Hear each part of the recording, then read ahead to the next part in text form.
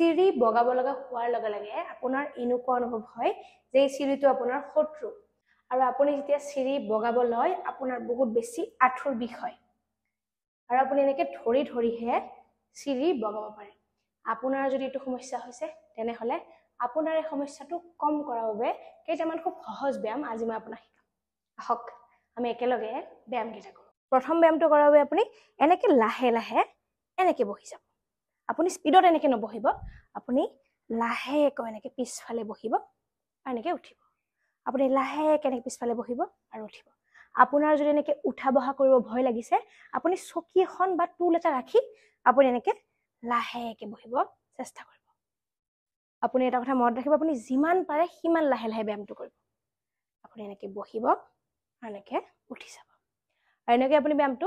10 বাৰ সময় পুনৰাবৃত্তি কৰিব 2 নম্বৰ ব্যায়ামটোৰ বাবে আপুনি এনেকুৱা ওখ ঠাই এডোখৰত এখন ভৰিৰে থিয় হৈ ল'ব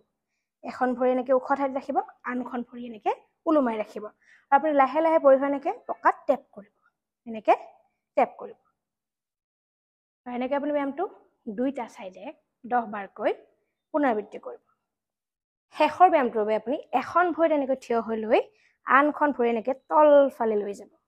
আঁঠুটো এনেকৈ ভাঁজ কৰিব আনখন ভৰি এনেকৈ তলফালে নিব আৰু এনেকৈ আপুনি ব্যায়ামটো এটা চাইডে 5 বাৰ পুনৰাবৃত্তি কৰিব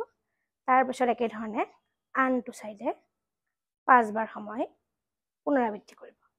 এই গোটেইকেইটা ব্যায়াম যদি আপুনি সদায় কৰি যাই থাকে আপোনাৰ চিৰি বগোৱা বা চিৰি নামিলে হোৱা আঁঠুৰ বিষৰ সমস্যা একেবাৰে নাইকিয়া হৈ যাব বহুত জৰুৰী ভিডিঅ' কাইণ্ডলি সকলোকে ভিডিঅ'টো শ্বেয়াৰ কৰি দিব থেংক ইউ